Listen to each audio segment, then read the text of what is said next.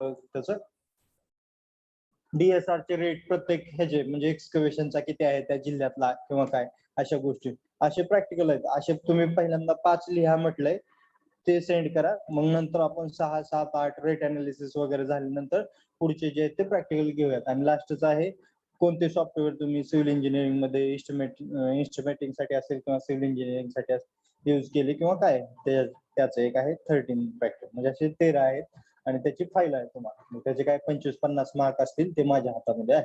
ठीक आहे.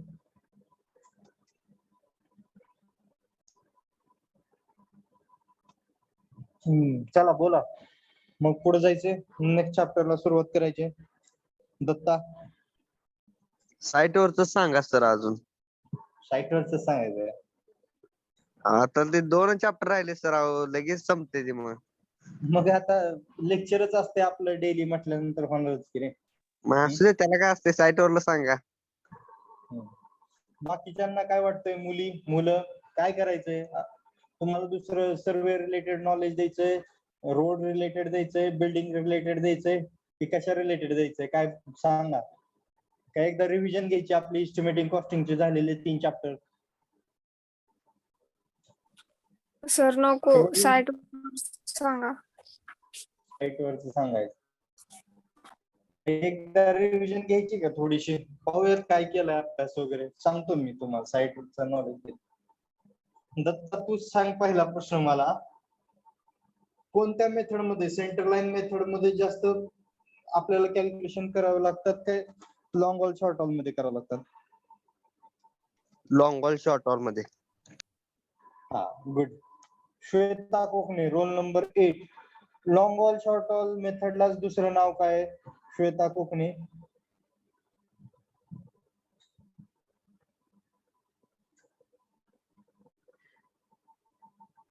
बोला, श्वेता आहेत ना? Roll number 8. फक्त जॉईन होऊन जाऊ नका. फक्त जॉईन केलंय, म्यूट केला आणि तिकडे काम चालू आहे असं करू नका प्लीज. तसं असेल तरी सांगा म्हणजे मला थांबायला बरं. Aditya Asbe roll number 15.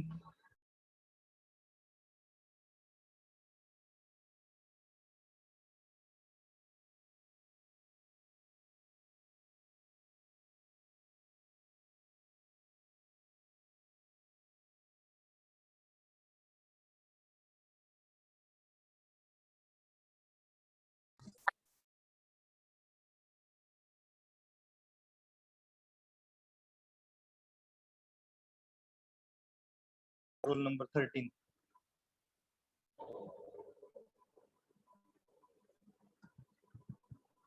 कोणालाच काही येत नाही मग दुसरं शिकवून तुम्हाला काय उपयोगच नाही ना.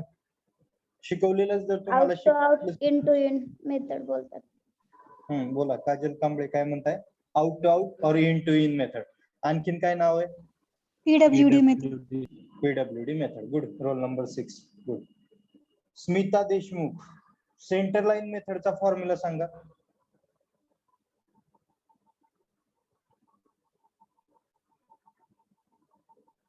स्मिता बोला. हा सर, एकच मिनिट.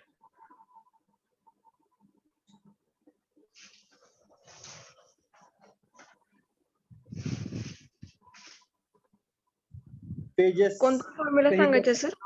न बघता सांगा. हा सेंटर लाईन मेथडचा म्हणजे ते आपण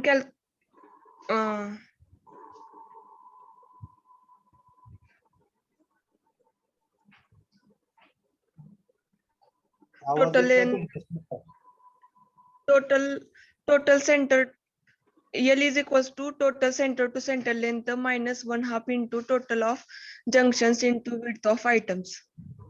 टोटल ऑफ जंक्शन्स लिहून देताना मी काय लिहिलंय? The total of number of म्हणजे नंबर ऑफ आय सेक्शन तयार होतो तिथं, म्हणजे जिथं 3 वॉल मीट होतात तिथं. आय सेक्शन नाहीये, टी जिथं तयार होतो. सॉरी, टी जिथं 3 वॉल मीट होतात तिथं. ठीक. सार्थक रोल नंबर 42. रोल नंबर 42 सार्थक. स्टीलचं वेट काढायचंय केजी मध्ये, तर 1 मीटरचं जर मला कोणत्या तरी स्टीलचं वेट करायचंय तर फॉर्म्युला काय आहे सार्थक? Roll number 42007.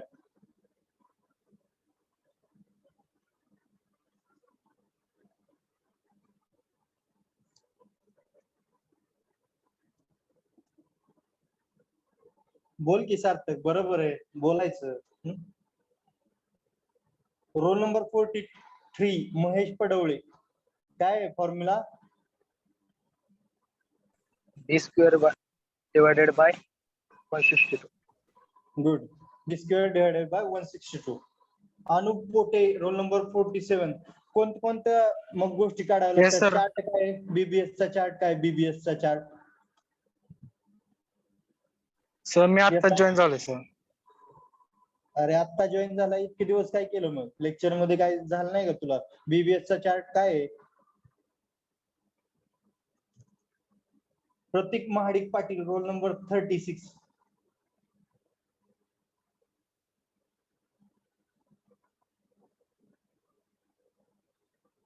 Role number 12 Akanksha. हा येस सर. हा बोला, सांगा बीबीएस चा चार्ट सांगा. फर्स्ट डिस्क्रिप्शन असते, हो. Second shape, number of Okay. Bar, परत फायचा सिम्बॉल जिथे फाय, नंतर बरोबर. L, total TL, okay W into D square upon 162, okay then total width TW. Good. हे पाठ असलं पाहिजे सर्वांचं. कितीदा सांगितलंय, ह्या गोष्टी ज्या आहेत त्या आल्या पाहिजेत तुम्हाला. Next Asmita More roll number 9. Number of stirrups जर मला काढायचे असतील तर नंबर ऑफ स्टिरप्सचा फॉर्म्युला काय आहे? Asmita More roll number 9. Yes sir. बोला, सांगा उत्तर. नंबर ऑफ स्टिरप्सचा का? हा total length -2 into cover divided by spacing plus 1. Good. Ritesh Korke number of main Yes. Bars काढायचे आहेत मला. नंबर ऑफ मेन बार्स, तर फॉर्म्युला काय आहे? Hello sir. Number of bars काढायचे आहेत मला मेन बार, तर फॉर्म्युला टोटल काय आहे? Length minus 2 cover bracket complete plus 18.5. एकदा रिपीट कर Ritesh. Total length -2 cover plus 18.5. Number of bars main bar काढण्यासाठी हा फॉर्म्युला नाहीये. लेंथ इज इक्वल टू हा फॉर्म्युला आहे. Total length -2 into cover plus 18.5. म्हणजे जर मला total length -2 cover plus 18.5 bracket complete plus 0.42 disc. ते कशाचा फॉर्म्युला सांगतोय तू, लक्षात येते का तुझ्या Ritesh? Yes sir. Sohel Torne roll number 57. Sohel Torne roll number 57.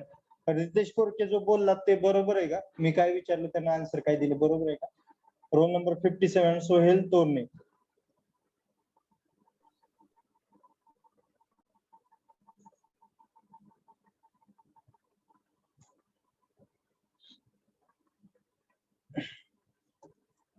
Roll number 64 Rutuja Raut.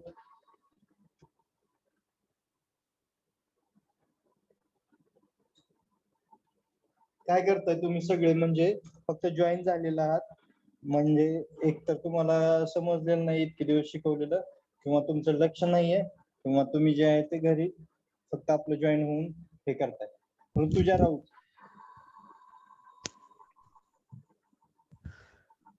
Roll number 65 Sagar Kumbhar. तुमचा माईक हे करा. Roll number 65 Ketaki. बोला, काय आहे नंबर ऑफ बार्स काढण्याचा फॉर्म्युला, मेन बार काढण्याचा?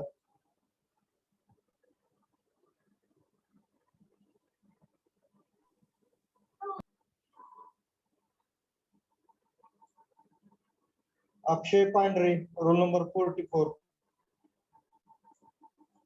बघा तुम्ही कसं बोलताय, काय करताय, तुमचं बिहेवियर कसं आहे त्यावरती मार्क असतील. तुम्हाला वाटेल मी मार्क देईल किंवा काय, असं नाही चालणार. जर उत्तर देता येत नसतील, इतके दिवस शिकवलेलं समजलं नसेल तर 4 वेळा विचार म्हणून सांगितलंय. प्रत्येक वेळी रिपीट केलेलं आहे, असं नाही की रिपीट केलेलं नाही. रिव्हिजन घेतलेले. आता पाहूयात म्हटलं इतके दिवस झालं काय चालू आहे काय नाहीये.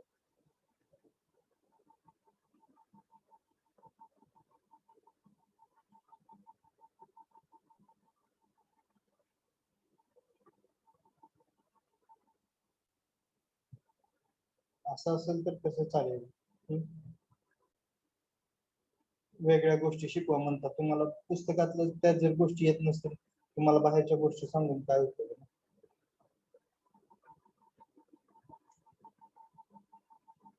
आता एवढं जर शिकवलेलं तुम्हाला समज नसेल तर ते पण सांगा म्हटलं होतं, प्रत्येक वेळी रिपीट केलेलं आहे. Roll number 5 Sukshma गंगमले.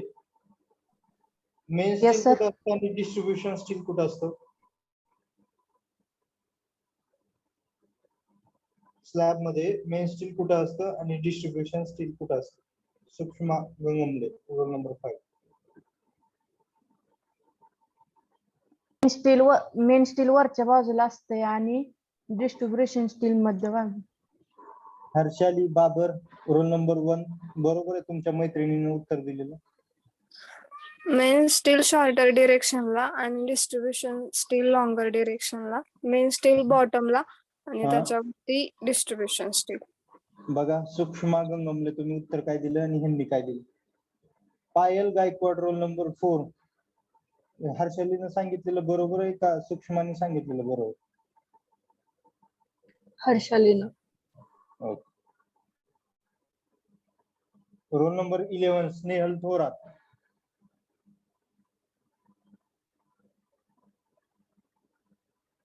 Yes sir. Cover किती किती असतं, कुठं कुठं कव्हर प्रोव्हाइड करावं लागतं सांगा.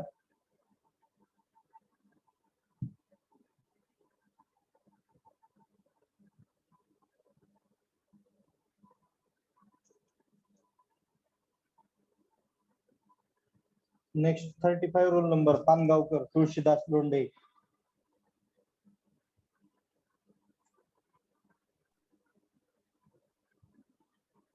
तुळशीदास सांग रे, कव्हर कुठं काय किती प्रोव्हाइड करायचं?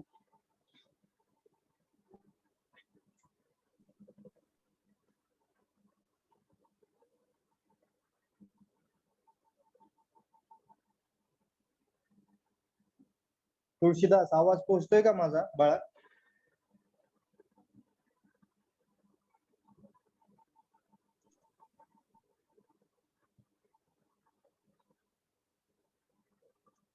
प्रतीक महाडिक पाटील, रोल नंबर 36. येतंय तुला प्रतीक?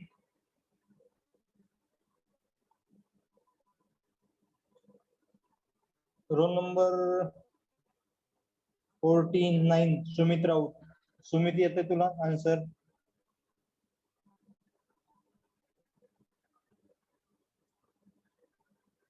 रोल नंबर 51 हर्षराज साल विठ्ठल.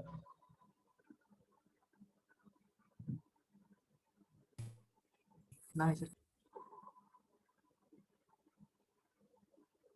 रोल नंबर 66 ऋतुजा सस्ते. येतोय तुम्हाला आन्सर?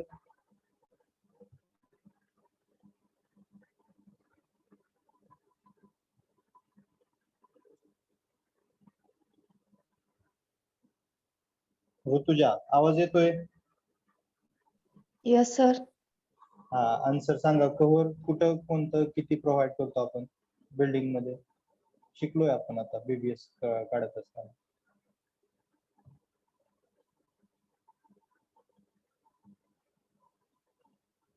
रोल नंबर 70 संदेश लांडे. Yes, sir. हा, सांग संदेश. Cover for footing 50 Ah, mm. good. Cover for column 40 mm. Good Cover for slab 20 mm. आणि Good. cover for beam 25 mm. Good good good. Footing साठी 50 mm, column साठी 40 mm, beam साठी 25 mm आणि slab साठी 20 mm. Rohit ताड, BBS चा long form काय रे? रोहित ताड.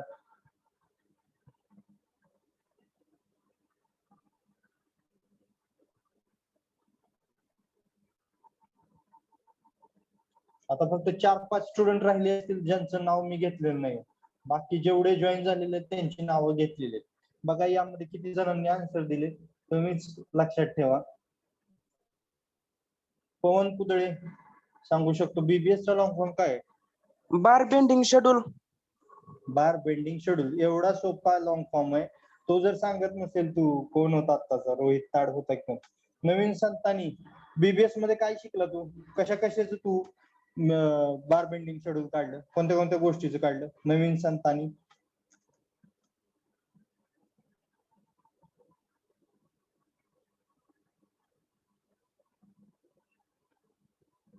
सागर कुंभार सांगा तुम्ही काय काय पाहिलं आपण बीबीएस काढत असताना? कशाचं काढलं आपण बीबीएस? मेन बारचा, नंतर ना बेंटअप बारचा. बेंटअप बारचा, स्ट्रेट बारचा. कशासाठी काढलं आपण? कोणत्या आरसीसी मेंबर साठी काढलं आपल्या बिल्डिंग मधल्या? बीम स्लॅब आणि footing. Good. Tejas Jadhav roll number किती आहे तेजस तुझा?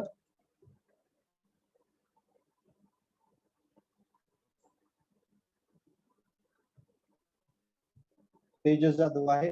तेजस. विनायक मलशेट्टी, तेजस जाधव. Yes sir. तेजस आहे का? विनायक बोलतोय. तेजस.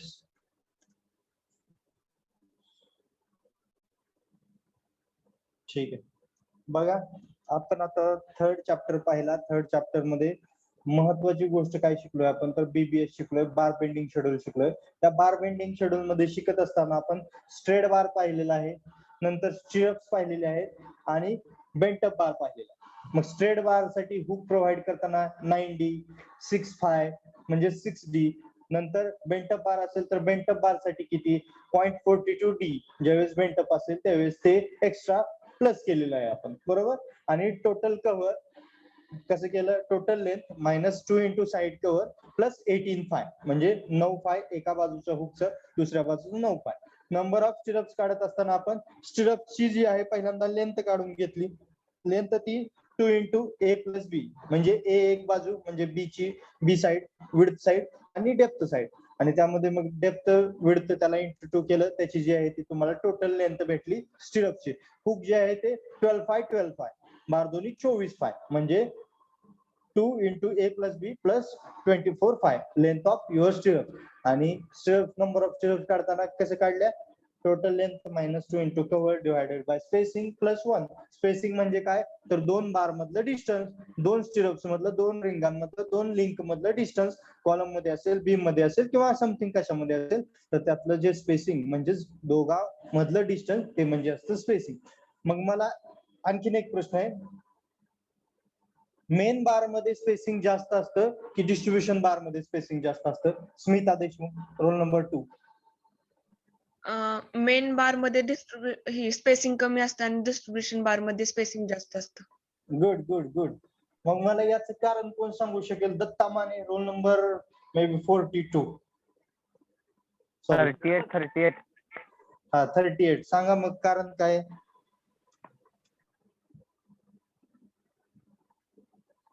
प्रश्न सांगा सर. काय करत होता एवढं? ऐकू येत नाही का दत्ता?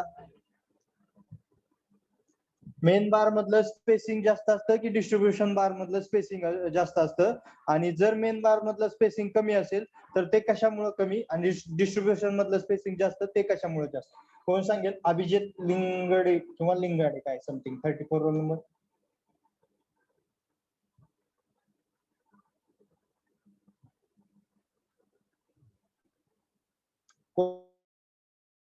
आन्सर देऊ शकतो? हा वगैरे नाही आता कोणाची. स्ट्रक्चरचा डिझाईन लोड मेन बार वरती येत असतो, त्यामुळे स्पेसिंग जास्त प्रोव्हाइड करायचं. जास्त की कमी? जास्त कमी मेन स्टील. गुड. ओके. बघा टोटल लोड जो आहे तो तुमचा जो बॉटमचा बार आहे ना, त्या बॉटमच्या बार वरती येणार आहे. आपण ज्यावेळेस शिकत होतो बीबीएस त्यावेळेस पण मी बीमची एक डायग्राम काढली आणि विचारलं तुम्हाला बीमच्या टॉपला काय असतं, कॉम्प्रेशन असतं की टेन्शन असतं, आणि खाली काय असतं असं विचारलं. तुम्ही सांगितलं वरती कॉम्प्रेशन असतं, खाली टेन्शन असतं, बरोबर ना? Yes or no? बरोबर की चूक आहे? आठवतंय का नाही? युट्यूबला टाकलेले व्हिडिओ त्यावरती पाहू शकता. ठीक आहे. मग आपल्याला आता स्लॅब मध्ये मेन स्टील जे आहे ते बॉटमला आहे, डिस्ट्रीब्युशन स्टील जे आहे ते वरती आहे. मग डिस्ट्रीब्युशन स्टील जे आहे ते कमी एमएमचं आहे, मेन स्टील जे आहे ते जास्त एमएमचं आहे. मग मेन स्टील जर जास्त एमएमचं आहे म्हणजे त्याची जी थिकनेस आहे ती जास्त आहे बरोबर, म्हणजे स्पेसिंग त्याचं काय करणार आहे आपण कमी घेणार आहे का, तर आपण मेन स्टील जे आहे ते बॉटमला टाकतोय, त्यामुळे स्ट्रक्चरचा लोड तुमच्या त्या स्लॅबचा लोड मेन स्टील वरती जाणार आहे, म्हणून आपण स्पेसिंग जे आहे ते त्यामधलं कमी करतोय बरोबर. म्हणून मोठा बार खाली वापरतोय, छोटा बार वरती वापरतोय. आणि छोट्या बार मध्ये डिस्ट्रीब्युशन स्टील मध्ये स्पेसिंग जास्त का, कारण ते फक्त डिस्ट्रीब्यूट करण्याचं काम करतोय, लोड डिस्ट्रीब्यूट करण्याचं काम करतोय, त्यामुळे आपण त्याला तसं केलेलं आहे. ठीक आहे. Prathamesh Jadhav, roll number 26. काय long wall short wall method मध्ये कोणता फॉर्म्युला युज करायचा आहे, सेंटर लाईन मध्ये कोणता युज करायचा आहे, काय फरक आहे long wall short wall method मध्ये आणि सेंटर लाईन मेथड मध्ये, काय डिफरन्स आहे? 26 रोल नंबर.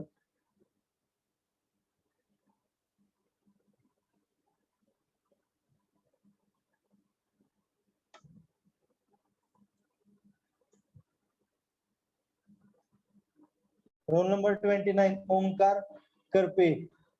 ओंकार, एस्टिमेटिंग म्हणजे काय आणि कॉस्टिंग म्हणजे काय रे Omkar Karpe?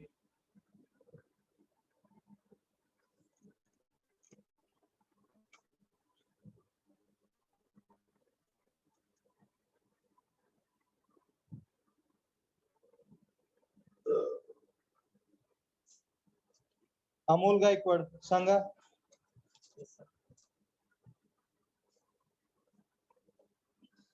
Yes, sir.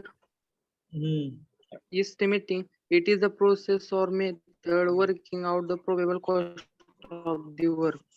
It is known as estimating. And costing, the estimation of the actual cost of the work before the execution of it is known as costing. बघून सांगतोय तू, हा बघून. Amol Gaikwad roll number 20. मनाने सांगत नाही येतो, पानांचा आवाज येतोय मला इथून इथं. ठीक आहे. काय तुम्हाला रिव्हिजनची गरज नाहीये, मे बी तुम्ही ओके मध्ये आहात. पुढच्या चॅप्टर मध्ये आपल्याला रेट अनालिसिस मध्ये काय शिकायचंय, तर रेट अनालिसिस मध्ये तुम्हाला शिकायचं आहे की प्रत्येक लेबरचा रेट हा किती असतो किंवा काय असतो. प्रत्येक एरिया वाईज चेंज होतो, म्हणजे खेड्यामध्ये रेट जे असतात ते वेगळे असतात, शहरामध्ये रेट जे असतात ते वेगळे असतात. मग वीट काम करणाऱ्याचं वेगळं असेल, प्लास्टरचा रेट वेगळा असेल, तसंच शहरामध्ये वीटकामवाल्याचा रेट वेगळा असेल, प्लास्टरचा वेगळा असेल. नंतर जे स्टोन मेसनरी म्हणजे दगडाचे काम करतात त्यांचा रेट वेगळा असेल, आणि वीट काम करतात त्यांचा रेट वेगळा असेल, यामध्ये तफावत असते. ओके, ह्या गोष्टी तुम्हाला रेट अनालिसिस मध्ये शिकायचे, म्हणजे प्रत्येक गोष्टीचा रेट जो आहे तो तुम्हाला काढता आला पाहिजे, किंवा कोणत्या गोष्टीला आपण काय प्रोव्हाइड करतो हे लक्षात आलं पाहिजे. आपण परवा दिवशी ज्या दिवशी एक डेफिनेशन पाहत होतो, त्या डेफिनेशन मध्ये होतं electrification charges 8% of total estimated cost, sanitary charges 5% of total estimated cost, work charge establishment 2 to 3% of total estimated cost, tool and plants 1 to 1.5% of estimated cost, centage charges 10 to 15% of estimated cost. असे सर्व जे आहेत त्या गोष्टी तुम्ही पाहिलेल्या आहेत. Day work म्हणजे काय, तर एका दिवसामध्ये 8 तासामध्ये जो लेबर काम करतो ते म्हणजे डे वर्क, किंवा त्याला टास्क वर्क असंही म्हणू शकतो आपण. ठीक, अशा ज्या गोष्टी आहेत त्या तुम्हाला रेट अनालिसिस या चॅप्टर मध्ये शिकायचे आहे. मग नंतर तुम्हाला कॉन्ट्रॅक्टर्स प्रॉफिट किती पर्सेंट असतं, तर कॉन्ट्रॅक्टर प्रॉफिट असतं 10%.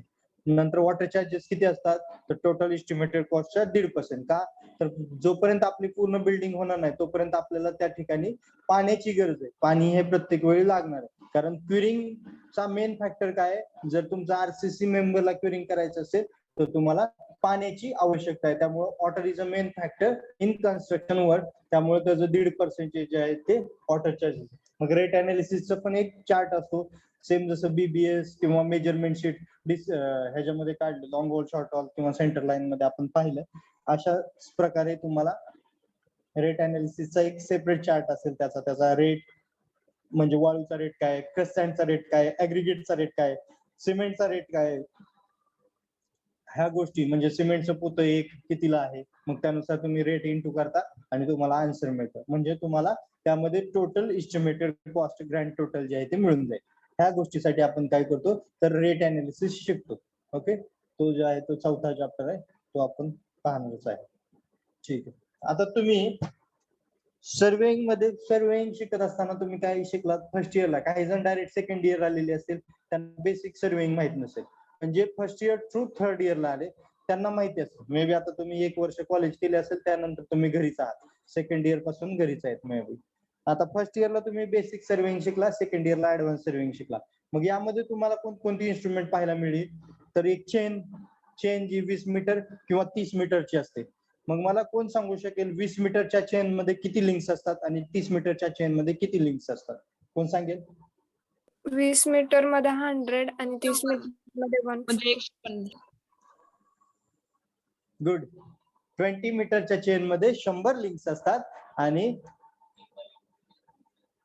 30 मीटरच्या चेन मध्ये 150 लिंक्स असतात. गुड. हा क्वेश्चन कॉम्पिटिटिव्ह एक्झामला विचारलेला आहे.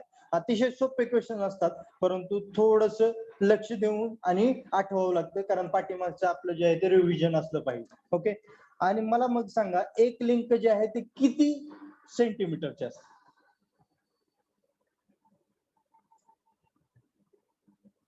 कोण सांगू शकेल? एक लिंक जी आहे ती किती सेंटीमीटरची असते? Anyone no? 20 सेंटीमीटरची असते का? बरोबर आहे का स्मिता? बरोबर आहे का चूक आहे मी बोलतोय तो?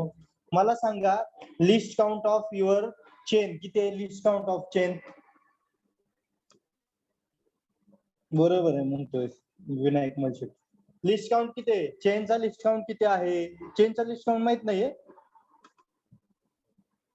चेनचा list count 0.2 metre. 0.2 metre. List count म्हणजे काय? लिस्ट नावातच आहे बघा, जी सर्वात कमी व्हॅल्यू त्या गोष्टीची तिला आपण लिस्ट काउंट असं म्हणतो. मग सर्वात कमी काय आहे? त्या 20 सेंटीमीटर 20 मीटरची चेन आहे, तर त्यातली 20 सेंटीमीटरची लिंक ही तुमची सर्वात छोटी गोष्ट आहे, किंवा त्यापासून तुम्ही मोजायला सुरुवात करताय, म्हणजे त्यापासून तुम्ही सुरुवात करताय म्हणून त्याचा तो लिस्ट काउंट असेल. नंतर तुम्ही चेन पाहिली, नंतर तुम्ही पाहिला रेंजिंग रॉड. रेंजिंग रॉडची हाईट किती असते? कोण सांगेल? रेंजिंग रॉड पाहिलाय?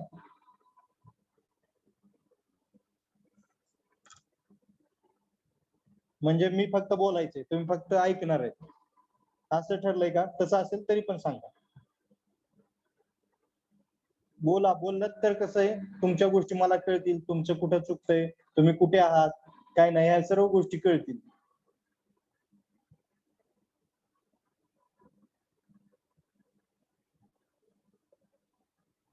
Three metre Smita. Good. 2 metre ते 3 मीटर जी असते ती तुमची हाईट ऑफ रेंजिंग रॉड असते. बघा तुम्ही काय काय पाहिलंय फर्स्ट इयर टू आता सेकंड इयर, म्हणजे आता तुम्ही ऍट द एंड काय काय पाहणार आहे किंवा पाहिलेलं आहे. चेन पाहिलेले, पेग पाहिलेला आहे, नंतर पुन्हा तुम्ही ऑफसेट म्हणजे जे काय पाहिलं, जे की आपण परपेंडिक्युलर त्यामधून आपण अँगल पाहत होतो. मग नंतर रेंजिंग रॉड पाहिलेला आहे, नंतर तुम्ही डम्पी लेवल पाहिलेलं आहे, ऑटो लेवल पाहिलेलं आहे, नंतर तुम्ही ट्रायपॉड स्टँड पाहिलेलं आहे, U4 पाहिलेला आहे, प्लम बॉब पाहिलेला आहे, नंतर लेवलिंग स्टाफ पाहिलेला आहे, नंतर तुम्ही थिओडलाइट पाहिलेले, प्लेन टेबल मध्ये तुम्ही तो टेबल जो प्लॅटफॉर्म असतो तो पाहिलेला आहे. नंतर त्यामध्ये तुम्हाला काय गरजेचं असतं? मॅग्नेटिक मेरिडियन, म्हणजे जी नॉर्थ डायरेक्शन आपण राईट हँड साइडला तुमच्या शीटच्या वरती काढतो ते पाहिलेले तुम्ही. नंतर तुम्ही कोणती गोष्ट पाहिलेली आहे? थिओडलाइट. पुन्हा नंतर टोटल स्टेशन असेल ते टोटल स्टेशन मे बी पाहिलं असेल, नाही मला माहित नाही, ते एक असेल तुम्हाला चॅप्टर मध्ये मे बी टोटल स्टेशन वगैरे. असे जे इन्स्ट्रुमेंट जे आहेत ते तुम्ही पाहिलेले आहेत. मग त्याच्या प्रत्येक इन्स्ट्रुमेंटचा लिस्ट काउंट काय हे तुम्हाला माहित असणं गरजेचं. उद्या ज्यावेळेस तुम्ही बाहेर जाल त्यावेळेस तुम्हाला अशा गोष्टींचा लिस्ट काउंट वगैरे ह्या गोष्टी छोट्या छोट्या बेसिक गोष्टी ज्या आहेत त्या माहित असणं गरजेचं आहे. त्यामुळे प्रत्येक गोष्टीचा लिस्ट काउंट काय आहे हे तुम्ही जाणून घेणं गरजेचं आहे. आता प्लेन टेबल सर्वेइंगचा प्रिन्सिपल काय आहे? कोण सांगू शकेल? Plane table surveying. Parallelism. Good. पॅरलेलिझमचाच अर्थ काय? तर जसं आपण शीट वरती ड्रॉइंग काढतो तसंच त्याप्रमाणे ते डिस्टन्स जे आहे ते ग्राउंड वरती असलं पाहिजे, म्हणजेच पॅरलेलिझम. म्हणजे एका सिंगल पॉइंट स्टेशन पॉइंट मधून नंबर ऑफ रेज आपण ड्रॉन करू शकतो, त्यालाच आपण पॅरलेलिझम असं म्हणू शकतो. तो प्रिन्सिपल आहे तुमच्या प्लेन टेबलचा. आणि प्रिन्सिपल ऑफ सर्वेइंग काय आहे? बेसिक सर्वेइंग मध्ये पहिल्या चॅप्टर मध्ये पहिलीच लाईन To work हा To बोला बोला work from whole to part. To work from whole to the part. आणि आणखीन एक प्रिन्सिपल आहे to fix the position of new station by a list two independent process. Good to fix new station point at least by 2 independent points. हे 2 अतिशय important आहे. तुम्हाला ज्यावेळेस तुम्ही बाहेर जाल ना त्यावेळेस इंटरव्ह्यूला विचारलेले हे क्वेश्चन आहेत. म्हणजे असंच विचारतात. जर तुम्ही सर्वे रिलेटेड काम करणार असाल तर तुम्हाला हे क्वेश्चन विचारले जातील. लिस्ट काउंट, नंतर तुम्हाला हे principle of surveying, principle of plane table. Next आणखीन मला सांगा, ज्यावेळेस तुम्ही थिओडोलाइट वापर करता त्यावेळेस थिओडोलाइट कशाचं काम करते? काय काय तुम्हाला करून देते theodolite? Horizontal angle, vertical angle. Vertical angle, horizontal distance, vertical distance, then elevation. Good. Horizontal angle, vertical angle, distances. Okay good. Horizontal angle read करत असताना कोणत्या 2 व्हर्नियर पाहिल्या जातात?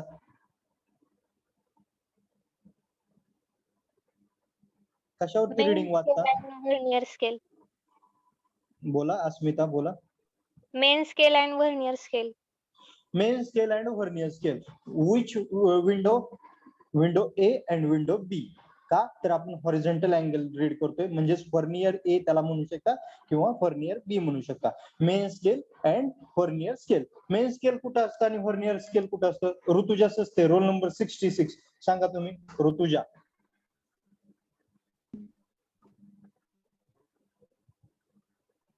मेन स्केल कुठे असतं आणि व्हर्नियर स्केल कुठे असतं?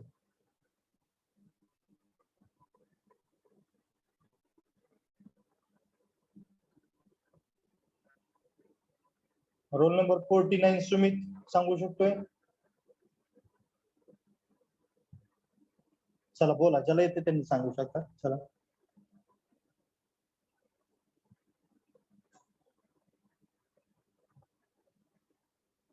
मेन स्केल जे असतं ते बॉटम म्हणजे खालच्या बाजूला असतं. व्हर्नियर स्केल जे असतं ते वरच्या बाजूला असतं. मेन स्केल आणि व्हर्नियर स्केलचं दोन्हीचं मिळून आपण रीडिंग वाचत असतो. वाचत असताना वरची लाईन आणि खालची लाईन कुठं कोइन्साइड आहे तिथं आपण जे आहे ते त्याचं रीडिंग आपण नोट डाऊन करत असतो किंवा आपण रीड करत असतो. पण रीड करत असताना मेन स्केल वरती खाली असतं डिग्री आणि मिनिट आणि व्हर्नियर स्केल वरती असतं मिनिट आणि सेकंद. म्हणजे या तिन्हीच्या कॉम्बिनेशन करून तुम्हाला रीडिंग जी आहे ती मोजावी लागते. आणि ज्यावेळेस तुम्ही व्हर्टिकल अँगल घेत असता, एखाद्या बिल्डिंगचा जर तुम्हाला अँगल घ्यायचा असेल तर तुम्हाला तिथं फॉर्म्युला आहे tan theta is equal to something आहे, rise divided by something height, काहीतरी असा फॉर्म्युला आहे.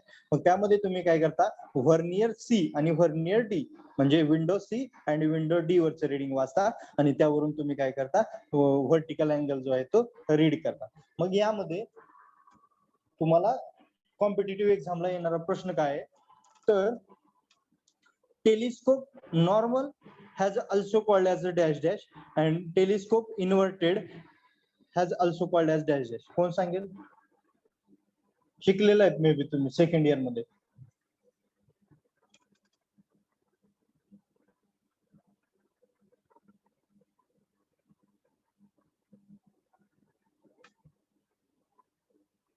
नाही आठवत कुणाला? हर्षाली.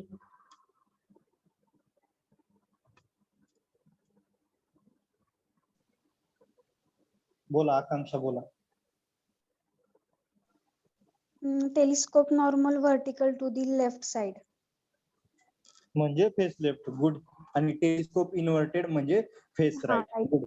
व्हर्टिकल सर्कल ऑब्झर्व्हरच्या रीडिंग घेत असताना जर राईट साईडला असेल तर त्याला आपण फेस राईट असं म्हणतो किंवा त्यालाच टेलिस्कोप इन्व्हर्टेड असं म्हणतो. आणि जर व्हर्टिकल सर्कल ऑब्झर्व्हरच्या रीडिंग घेत असताना लेफ्ट बाजूला असेल तर त्याला आपण फेस लेफ्ट म्हणतो, त्यालाच आपण टेलिस्कोप नॉर्मल असं म्हणतो. त्यालाच नाव आहे बबल अप बबल डाऊन. त्याला दोन्हीला नाव आहे. बबल अप म्हणजे टेलिस्कोप इन्व्हर्टेड म्हणजेच राईट बाजू आणि डाऊन म्हणजेच टेलिस्कोप कोणत्या लेफ्ट साईडला. ओके, असे 3 नाव आहेत त्याच्यासाठी. पुन्हा स्विंगिंग म्हणजे काय आणि ट्रान्झिस्टिंग म्हणजे काय कोण सांगू शकेल? What is mean by swinging and what is mean by transisting? Transisting म्हणजे turning the telescope in 180 degree. It is called as a transisting. Okay, and swinging means? Turning the telescope 360 degree. Datta काय काय व्यवस्थित एकदा?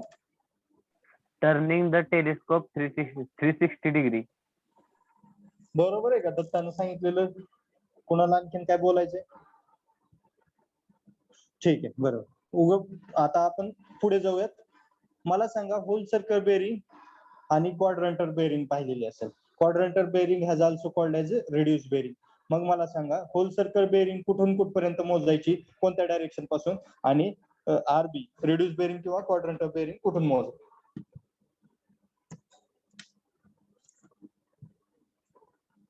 Idea आठवतोय कुणाला? सगळं आठवलं पाहिजे असल्या गोष्टी. सगळ्या सब्जेक्टचे आपल्याला रिव्हिजन घ्यायचे. 0 to 90 whole circle bearing. चुकतंय दत्ता. 0 to 360 डिग्री म्हणजे नॉर्थ पासून आपण होल सर्कल बेरिंग मोजतो आणि नॉर्थ आणि साऊथ पासून जिकडून जवळ असेल अँगल तिकडून आपण आरबी किंवा क्वाड्रंटर बेरिंग, रिड्यूस बेरिंग और क्वाड्रंटर बेरिंग मोजत असतो. त्यामुळे लक्षात ठेवा, उद्या एक्झामला, कॉम्पिटिटिव्ह एक्झामला तुम्हाला क्वेश्चन येईल, whole circle bearing is measured from dash dash north, south, east, west. तर तुमचा आन्सर असेल नॉर्थ. आणि तुम्हाला आणखीन एक प्रश्न आला तर असा येईल, quadrantal bearing or reduce bearing is measured from dash dash north south, south north, west east असं येईल. तर त्यावेळेस तुमचं उत्तर असेल नॉर्थ साऊथ. ठीक आहे. तुम्ही नंतर पाहिलेलं लॅटिट्यूड आणि डिपार्चर. लॅटिट्यूड म्हणजे काय आणि डिपार्चर म्हणजे काय, कोण सांगेल? लॅटिट्यूड कुठं असतं आणि डिपार्चर कुठं असतं? आठवतंय? सगळ्या गोष्टी आठवायच्यात आपल्याला. मी पण न बघता सगळ्या गोष्टी माझ्या माइंड मध्ये येतात, सगळ्या ब्रेन मध्ये, त्याच गोष्टी मी तुम्हाला रिपीट करतोय. जेवढ्या गोष्टी मला येतात तेवढं मी तुम्हाला सांगत असतो. मी पुस्तक वगैरे युज करत नाही काही.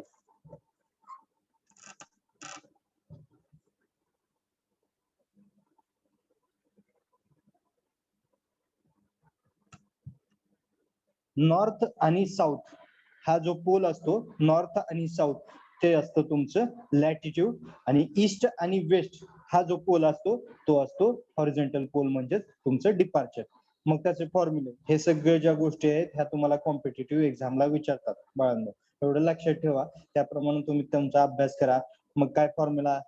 Capital L is equal to L into cos theta, capital D is equal to L into sine theta. ते फॉर्म्युले असतील, काय असतील, अशा गोष्टी ज्या आहेत त्या प्रत्येक ज्या आहेत तुमच्या हाताकडून गेल्या पाहिजेत, तर तुम्ही कॉम्पिटिटिव्ह एक्झाम साठी तयार राहणार आहे. त्यासाठी तुम्हाला प्रत्येक गोष्ट जी आहे ती पाठीमागची पण रिवाइज झाली पाहिजे. आता तुम्हाला सांगतो, कॉम्पिटिटिव्ह एक्झाम मध्ये येत असताना तुम्हाला महत्वाचा सब्जेक्ट आहे जिओ टेक्निकल इंजिनिअरिंग. मग जिओ टेक्निकल इंजिनिअरिंग मध्ये तुम्ही काय शिकलात?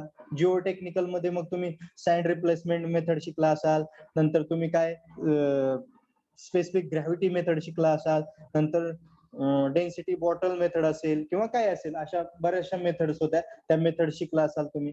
मग सॉइल काय आहे, कशापासून तयार झालेले, त्यालाच आपण काय म्हणतो, geo technical engineering has also called as soil mechanics. Who is the father of soil mechanics? कोण सांगू शकेल? Father of soil mechanics doctor Karl Terzaghi. Doctor Karl Terzaghi is the father of soil mechanics और father of geotechnical engineering. त्यांनी शोध लावलेला आहे सॉइलचा, त्यामुळे त्यांचं नाव आहे, त्यालाच फादर म्हटलेलं आहे, म्हणून फादर ऑफ सॉइल मेकॅनिक्स कोण आहेत? तर डॉक्टर कार्ल तेरझागी. ओके. मग त्यामध्ये तुम्ही काय शिकला? लिमिट स्टेट, लिक्विड स्टेट, नंतर पुन्हा काय प्लास्टिक स्टेट, अशा सर्व डायग्राम पाहिल्या. PSDC कर्व म्हणजे पार्टिकल साइज डिस्ट्रीब्युशन कर्व. मग त्यामध्ये सॉलिड स्टेट कोणती, सेमी सॉलिड कोणती, लिक्विड कोणती, हे सगळे पाहिलेले. अशावरतीच तुम्हाला उद्या क्वेश्चन येत असतात. किंवा अलोव्हियल सॉइल म्हणजे काय, एव्होलियन सॉइल म्हणजे काय, नंतर रिव्हर सॉइल म्हणजे काय, लुमी सॉइल म्हणजे काय, त्या सर्व गोष्टी असतील. मग हे त्याचे उदाहरणं असतील. नंतर अशा गोष्टी ज्या आहेत त्या तुम्हाला भरपूर अभ्यास करायचे. नंतर तुम्ही प्रॉपर्टीज ऑफ सॉइल म्हणून डेफिनेशन पाहिले असतील. मग व्हॉइड रेशो असेल, नंतर पुन्हा पोरोसिटी असेल, डिग्री ऑफ सॅच्युरेशन असेल, व्हॉइड रेशो असेल, अशा सर्व डेफिनेशन वगैरे जे आहे, वॉटर कंटेंट असेल, हे सर्व तुम्हाला जे आहे ते तुम्हाला एक्झाम साठी गरजेचं आहे. त्यासाठी तुम्हाला जिओटेकच्या त्या रिलेटेड तुम्ही अभ्यास करणं गरजेचं आहे. नेक्स्ट, जिओटेक फर्स्ट जो आहे तो सर्वात महत्वाचा इम्पॉर्टंट सब्जेक्ट असेल. नेक्स्ट सर्वे असेल, नेक्स्ट इन्व्हायरमेंटल असेल, म्हणजे आता पब्लिक हेल्थ इंजिनिअरिंग शिकताय. कोण सांगू शकते मला फायर डिमांडचे फॉर्म्युले? 5 आहेत, मे बी 4 किंवा 5. बुस्टन्स फॉर्म्युला, फ्रीमॅन्स फॉर्म्युला, कोण सांगू शकते? येतंय कोणाला? शिकताय ना, बरोबर ना, झालाय ना?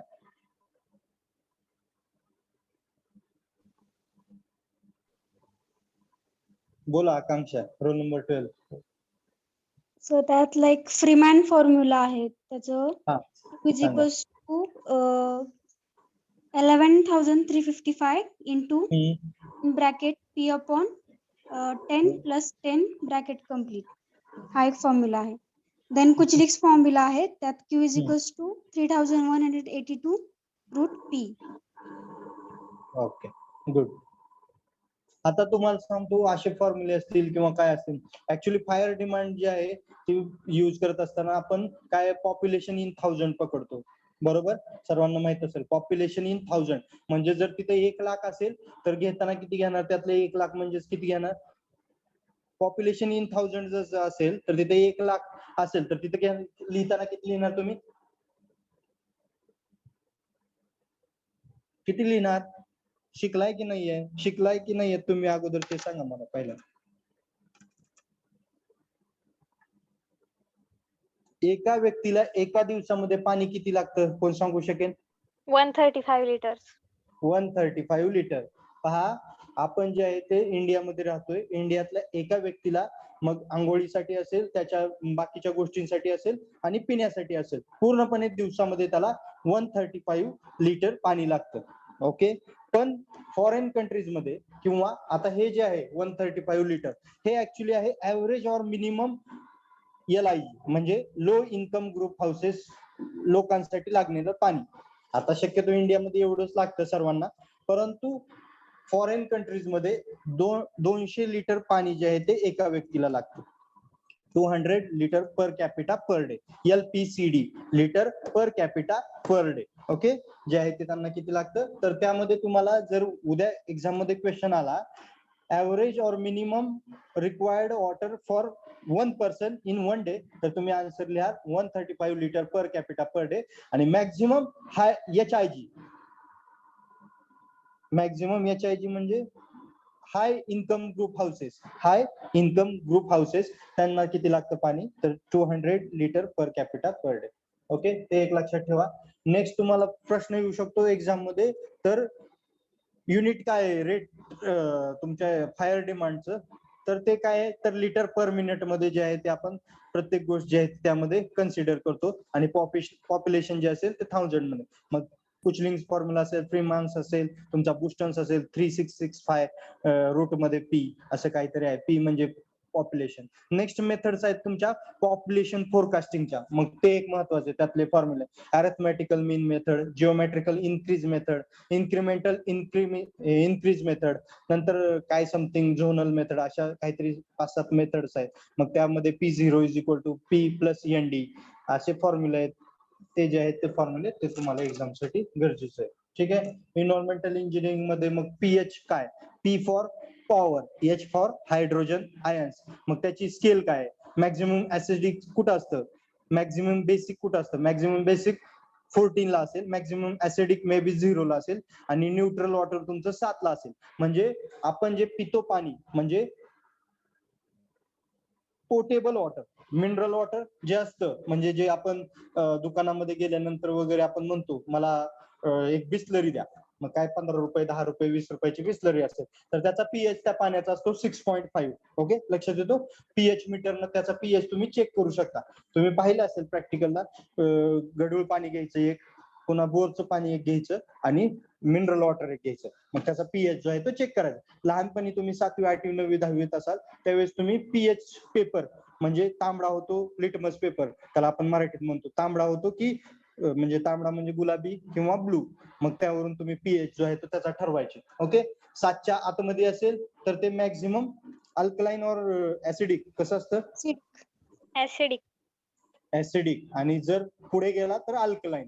ओके, त्याप्रमाणे तुम्ही ते जे आहे ते त्या पण गोष्टी लक्षात ठेवा, त्यावरती पण असतं. नेक्स्ट, डेंटलचे प्रॉब्लेम काय येतात मुलांना, लहान मुलांना डेंटलचे प्रॉब्लेम काय येतात, म्हणजे दाताचे. डेंटल म्हणजे काय, तर तुमचा दात जो असेल त्या. मग कोणती गोष्ट तुमच्या पाण्यामध्ये जास्त असल्यानंतर लहान मुलांना हे दाताचे प्रॉब्लेम येतात, तुम्ही शिकलेले आहेत मे बी एन्व्हायरमेंटल मध्ये असेल. कोणती गोष्ट जास्त झाल्यानंतर पाण्यामध्ये होतं तसं?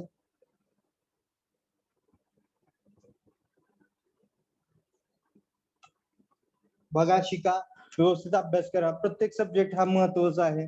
कोणत्या गोष्टीसाठी काय गरजेचं आहे, प्रॅक्टिकली विचार करायला शिका. आपण सिव्हिल इंजिनियर आहे, प्रत्येक गोष्टीकडे थोडस वेगळ्या म्हणजे एक दृष्टिकोन ठेवा की आपण सिव्हिल इंजिनियर आहे, त्याच्याकडे बघताना एक काहीतरी आपल्या हेतूतनं काहीतरी यामध्ये नवीन असेल किंवा काय असेल अशा गोष्टी असेल. प्रत्येक सब्जेक्ट मध्ये काहीतरी शिकायचे, म्हणूनच आपल्याला सिव्हिल इंजिनिअरिंगला एन्व्हायरमेंटल म्हणजे पाण्याचं पण दिलेलं आहे. नेक्स्ट तुम्हाला WRD म्हणून विषय असेल, WRE ना, वॉटर रिसोर्स इंजिनिअरिंग, बरोबर आहे ना? आहे का नाही? WRE वॉटर रिसोर्स इंजिनिअरिंग आहे ना? त्यामध्ये तुम्हाला काहीतरी समथिंग कंट्रोल लेवल्स असलं काहीतरी असेल. कंट्रोल लेवल्स म्हणजे काय असतात, तर तुमच्या धरणाचं जे आहे ती हाईट कोणत्या लेवलला कशी आहे, कंट्रोल लेवल्स तो चार्ट अतिशय महत्वाचा आहे. कंट्रोल लेवल्स मध्ये बघा, मी सांगतो त्याप्रमाणे, खाली असेल जे स्टोरेज, मध्ये असेल लाईव्ह स्टोरेज प्लस जे storage is equal to gross storage. Next असेल maximum bund level, top bund level. Next असेल मॅक्झिमम बंड लेवल आणि वरची असेल टॉप ऑफ बंड लेवल, असं काहीतरी आहे. म्हणजे full reservoir level, maximum flood level आणि वरची असेल टॉप बंड लेवल. म्हणजेच त्यामधला असेल एक फ्री बोर्ड आणि एक असेल फ्लड लिफ्ट, असं सर्व आहे. ह्या पण गोष्टी ज्या आहेत त्या एक्झामला विचारल्या जातात. नेक्स्ट तुम्हाला त्यामध्ये वॉटर रिसोर्स इंजिनिअरिंग मध्येच असेल क्रॉप इरिगेशन. आपण सर्व शेतकऱ्याची मुलं आहेत, आपल्याला सर्व गोष्टी माहित आहेत. कोणत्या सीझनला कोणतं पीक घेतलं जातं, पावसाळ्यामध्ये कोणतं घेतलं जातं, उन्हाळ्यामध्ये कोणतं घेतलं जातं, हिवाळ्यामध्ये कोणतं घेतलं जातं पीक. कोणतं पीक 8 महिन्यासाठी असतं, कोणतं पीक 12 महिन्यांसाठी असतं. मग शुगर केन म्हणजे काय, तर ऊस काय आहे, तर 12 महिन्याचं पीक आहे. मग त्याच्यासाठी बेस पिरियड किती लागेल, तर 365 दिवस. बरोबर आहे का नाही? चुकतंय? बेस पिरियड, क्रॉप पिरियड कळतोय, डेल्टा ड्युटी कळते. Delta is equal to 8.64 B divided by T. हा फॉर्म्युला अतिशय महत्वाचा आहे. मग बेस पिरियड म्हणजे काय, क्रॉप पिरियड म्हणजे काय, डेल्टा म्हणजे काय, ड्युटी म्हणजे काय. कालच्या एक्झामला महाडिस्कॉमच्या सर्व यावरतीच एक 4 ते 10 मार्काचे क्वेश्चन होते. डेल्टा म्हणजे काय, ड्युटी म्हणजे काय, कोण सांगू शकेल मला?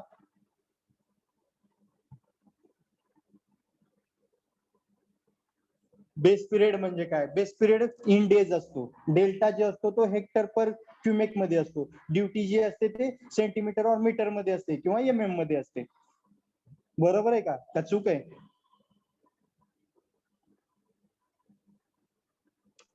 बरोबर आहे सर.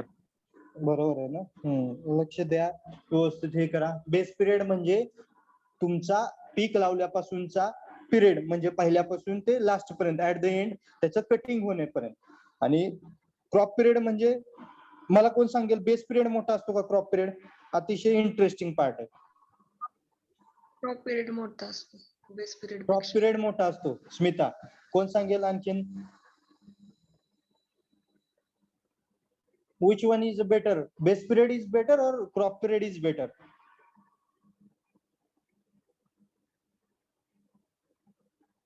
मला सांगा, शेतामध्ये आपल्याला भुईमुंग लावायचा आहे. भुईमुंग माहिती आहे सर्वांना, शेंगा लावायचे, शेंगा. ठीक आहे, शेतामध्ये मला शेंगा लावायचे. तर ते शेंगदाणे किंवा ते शेंगा लावत असताना मला अगोदर ती जमीन मला सुपीक म्हणजे पूर्णपणे पाणी देऊन व्यवस्थित झालेली पाहिजे, की मी फक्त कोरडवाहूवरती डायरेक्ट बी लावू शकतो म्हणजे भुईमुंगाचे? कोण सांगेल? पाणी देऊ. मग ह्याच्यासाठी काय महत्वाचं आहे, तर तुम्हाला पहिल्यांदा तुमची शेती जी आहे ती ओलिताखाली आणली पाहिजे, म्हणजे सिंचित केली पाहिजे, म्हणजे त्याला पाणी दिलं पाहिजे. म्हणजे पहिल्यांदा त्या शेताला तुम्हाला व्यवस्थित करून घ्यावं लागेल, मग त्याला पाणी द्यावं लागेल आणि मग पाणी देऊन तुम्हाला भुईमुंग जो आहे तो पेरावा लागेल किंवा करावा लागेल, लावावा लागेल. विथ द हेल्प ऑफ काय तुमचे कशाने करतात ते तुम्हाला माहिती असेल, प्रत्येक जण शेतकरी. ओके, मग ह्यामध्ये बेस पिरियड छोटा की मोठा आणि क्रॉप पिरियड छोटा की मोठा? क्रॉप पिरियड म्हणजे लावल्यापासून, म्हणजे मी बी लावलंय बी लावल्यापासून ते धान्य माझं कट करेपर्यंतचा पिरियड म्हणजे क्रॉप पिरियड. आणि बेस पिरियड म्हणजे मला धान्य लावायच्या अगोदर त्या शेतीला काहीतरी थोडस पाणी द्यावं लागलं, व्यवस्थित करावं लागलं, मग मी ती शेती जी आहे ती काढण्यापर्यंतचा पिरियड म्हणजे बेस पिरियड. मग आता सांगा बेस पिरियड मोठा की क्रॉप पिरियड मोठा? Base period. बस Base संपलं, period. हेच पाहिजे. हेच क्वेश्चन विचारले जातात एक्झामला. असंच असतं, अतिशय सोपं असतं. काही यामध्ये अवघड असं काही नसते. लक्षात घ्या. त्यामध्ये मग काय कोणत्या गोष्टी आहेत त्या भरपूर इंटरेस्टिंग आहे. तुम्ही इंटरेस्टेड न शिकलात तर भरपूर गोष्टी ज्या आहेत त्या शिकण्यासारख्या. एन्व्हायरमेंटल पाहिलं तुम्ही, WRE पाहिला, आपला तर इस्टिमेट शिकतायच तुम्ही, सर्वे पण पाहताय मधून मधून. सर्वे मध्ये तुम्हाला जे आहे ते रीडिंग वगैरे वाचता आली पाहिजे. रीडिंग वाचत असताना लेवलिंग स्टाफ आहे 5 mm चा. 5 mm म्हणजेच 0.005 मीटर, बरोबर. 0.005 मीटर तो त्याचा लिस्ट काउंट आहे, बरोबर. म्हणजे पहिली जी सुरुवात असेल बॉटम, त्याचा बॉटम जो आहे तो 5 mm पासून चालू झालेला असेल, कारण त्याचा तो लिस्ट काउंट आहे लेवलिंग स्टाफचा, बरोबर. मग रीडिंग वाचत असताना कधीही तुमच्या डाव्या बाजूची पहिल्यांदा रीडिंग वाचायची. म्हणजे डाव्या बाजूला काय लिहिलंय, 1 लिहिलंय तर 1 वाचायचं, 2 लिहिलं असेल 2 वाचायचं. नंतर उजव्या बाजूची रीडिंग वाचायची. पण पहिल्या बाजूची रीडिंग डाव्या बाजूची वाचल्यानंतर 1 पॉईंट द्यायचा. मग उजव्या हाताची रीडिंग 2 असेल तर 2 वाचायचं. आणि मग नंतर वरचे जे आहे ते अंक, मग 40 असेल, 45 असेल, 50 असेल, असं जे आहे ते रीडिंग वाचायचं. ते रीडिंग वाचता आलं पाहिजे. आय लेवल तुमची जी आहे ते हॉरिझॉन्टल पाहिजे. मधलं जो आहे स्टडी ऑफ डायफ्रागम, जो तुमचा मधला जो आहे with the help of object glass मधून तुम्हाला जे मिळतं ते जे आहे ते त्याच्यावरून तुम्हाला रीडिंग जे आहे ते रीड करता आली पाहिजे. नेक्स्ट तुम्ही टॅकोमेट्री सर्वेइंग म्हणून पाहिलं असेल. मग टॅकोमेट्रीचा फॉर्म्युला काय होता, F/I into S. F/I म्हणजे मल्टिप्लाइंग कॉन्स्टंट, S म्हणजे स्टॅडी इंटरसेप्ट. मग त्याची व्हॅल्यू काय असते, 100 असते, काय असते, हे पण परीक्षेला एक्झाम मध्ये विचारतात. ह्या गोष्टी पण तुम्ही लक्षात ठेवा. मग स्लोपिंग ग्राउंड आहे तर तिथं फॉर्म्युला चेंज होतो डीचा, किंवा फॉर्म्युला फ्लॅटला चेंज होतो. फी इज इक्वल टू काय समथिंग असेल, F/I into sin square theta divide into काय समथिंग आहे, F+C प्लस असं काहीतरी आहे. ठीक आहे. अशा पण गोष्टी ज्या आहेत त्या तुम्हाला एक्झामला विचारल्या जातात. त्या गोष्टी पण तुम्ही हे करू शकता. नेक्स्ट कॉन्क्रीट टेक्नॉलॉजी तुम्ही शिकलेला आहात. कॉन्क्रीट टेक्नॉलॉजी मध्ये महत्वाचं काय आहे तर तुम्हाला सिमेंट जे आहे ते कसं तयार झालं, सिमेंट कोण सांगू शकेल सिमेंट कसं तयार झालं?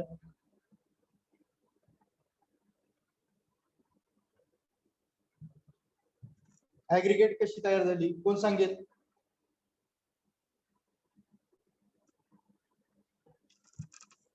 सिमेंट पहिलीच डेफिनेशन असेल ना, कॉन्क्रीट टेक्नॉलॉजी शिकत असताना पहिलीच डेफिनेशन असेल सिमेंट.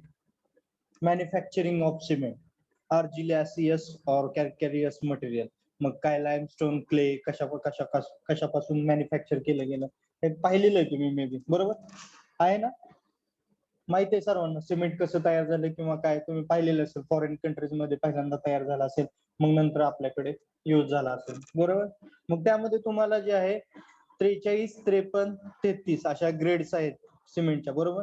मग त्यामध्ये 3 days, 7 days आणि 28 days. 3 days, 7 days, 28 days कोण सांगू शकेल काय आहे हे? 3 days, 7 days आणि 28 days. सिमेंटची स्ट्रेंथ आहे, कॉन्क्रीटची स्ट्रेंथ आहे जी आपण टेस्टिंग मशीन मधून 28 किंवा 3 days नुसार आपण काढतो ती.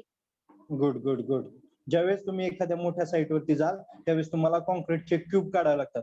क्यूबची साईज असते 7.06 centimetre bye 7.06 centimetre bye 7.06 centimetre किंवा 15 सेंटीमीटर बाय 15 सेंटीमीटर. तुम्ही कॉलेजमध्ये वगैरे शिकला असाल, त्याची क्यूब टेस्टिंग केलेली असेल. कॉम्प्रेसिव्ह त्याच्यावरती आपण प्रेशर देतो आणि करतो. मग 33 ची 3 दिवसाला किती स्ट्रेंथ येते, 7 दिवसाला किती येते आणि 28 दिवसाला किती येते. 43 ग्रेडच्या सिमेंटची 3 दिवसाला, 7 दिवसाला आणि 28 दिवसाला असं 53 ऍक्च्युली. मग त्याचं पण त्यावरती पण एक्झामला क्वेश्चन येतो कॉम्पिटेटिव्ह एक्झामला, कशाची किती स्ट्रेंथ आहे ते पाठ असलं पाहिजे. ओके, प्रत्येकानं आपापल्या ह्याच्यानुसार ठेवू शकतं, पाठ करू शकता. बघा 3, 7 आणि 28. 33 साठी आहे 16 न्यूटन पर एम स्क्वेअर मध्ये, 16, 22, 33. नंतर दुसरं 43 साठी आहे मे बी 23, 33, 43 आणि लास्ट जे आहे 53 साठी आहे मे बी 27, 37, 53 अशी काहीतरी आहे. हे पण पाठ असलं पाहिजे. यावरती पण एमपीएससी सिव्हिल 2020 ला सर 2 रिपीट क्वेश्चन आले करा. होते. हा रिपीट करतो. एमपीएससी प्रीला सिव्हिलच्या 2020 ला यावरती 2 क्वेश्चन आले होते 2 मार्क्स साठी. 43 आणि 53 28 आणि 7 दिवसाचं विचारलं होतं की किती असते त्याची स्ट्रेंथ. तर बघा 33 साठी 3 दिवस 7 दिवस आणि 28 दिवस त्याचं सांगतो 16 22 33. नेक्स्ट 43 साठी 3 दिवस 7 दिवस 28 दिवस त्यासाठी असते 23 33 43 आणि लास्ट असते 53 साठी 3 7 आणि 28 साठी 27 37 53. ठीक आहे, असं जे आहे ते असेल. नेक्स्ट पुढे गेल्यानंतर तुम्ही जे आहे ते कॉन्क्रीट टेक्नॉलॉजी मध्ये काय काय शिकला, तर क्युरिंग, मेम्ब्रेन क्युरिंग शिकला, गनी बॅग्स क्युरिंग शिकला. गनी बॅग्स क्युरिंग म्हणजे तुमच्या आरसीसी मेंबर वरती पोती टाकणे, म्हणजे जे शेंगाचं पोतं असेल तुमचं किंवा ज्वारीचं असेल गव्हाचं असेल मोठं जे पोतं असतं तुम्ही पाहिलं असेल, जे शेतकऱ्याचा मुलगा आहे त्यानं पोतं वगैरे पाहिलेलं असेल, सर्वांना माहिती असेल. ओके, ते पोतं जे आहे ते आपण ओलं करून काय करतो आपल्या आरसीसी मेंबरला हे करतो गुंडाळतो, त्याला आपण काय म्हणतो गनी बॅग्स क्युरिंग म्हणतो. पॉन्ड क्युरिंग म्हणजे काय, तर स्लॅब वरती आपण छोटी छोटी तळी बनवतो. पॉन्ड म्हणजे तळ बनवतो, छोटी छोटी तळी बनवतो, त्याला आपण पॉन्ड क्युरिंग असं म्हणतो, त्याला आळी असं म्हणतात मराठीमध्ये. ठीक आहे, नेक्स्ट तुम्ही पाहिलं असेल क्युरिंगच्या मेथड म्हणजे पाणी जे आहे ते प्रत्येक वेळी लागतं आपल्या कशाला, तर आरसीसी मेंबरला. 28 दिवस कंप्लीट झाल्यानंतर तुमचा आरसीसी मेंबर 99% स्ट्रेंथ गेन करतो. 100% कधीच गेन करत नसतो कोणताच. जरी तुमच्या टेस्टिंग केल्या तरी तुमचं टेस्ट रिझल्ट 93 94 95 असेच येतात. कोणत्याही गोष्टीचा 100% रिझल्ट येऊ शकत नाही, कारण त्याला क्युरिंग होण्यासाठी खूप कालावधी जातो. ओके, नेक्स्ट तुम्ही त्यामध्ये मग मॉर्टर वगैरे पाहिलं, नंतर प्रपोर्शन्स पाहिले, M5 काय, M7.5 काय, M10 काय, M15 काय, M20 काय, हे सर्व जे आहे ते तुम्ही पाहिले. M फॉर्मिक्स आणि मग ते जे असेल ते compressive strength in 28 after 28 days in newton per mm², जे आलेले असेल ते गोष्ट ते पण तुम्ही कॉन्क्रीट टेक्नॉलॉजी मध्ये शिकलेला आहे. नेक्स्ट तुम्ही आता सध्या जो शिकताय विषय डीएसएस शिकताय, डिझाईन ऑफ स्टील स्ट्रक्चर आहे नाव तुमचं, की आरसीसी डिझाईन आहे, काय नाव आहे आता सध्या त्या सब्जेक्टचं? Design of steel and RCC structure. Design of steel and RCC structure. आता यामध्ये मला कोण सांगू शकेल, जरा चॅप्टरची नावं सांगा, मी सांगतो तुम्हाला.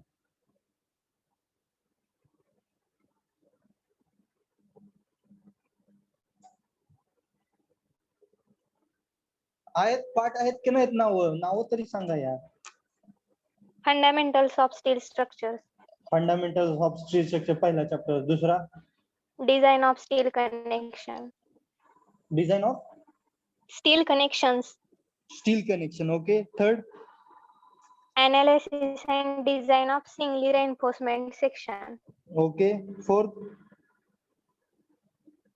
Design of shear reinforcement and bond. Okay, fifth Design of slabs. Design of slab. झाले फिफ्थ, 5च असतील बरोबर. नाही, 6 आहेत सर. Design of 6 आहेत. axially okay, loaded 6वा top column and footing. Okay, तुम्हाला 5वा आणि 6वा अतिशय इम्पॉर्टंट चॅप्टर आहे.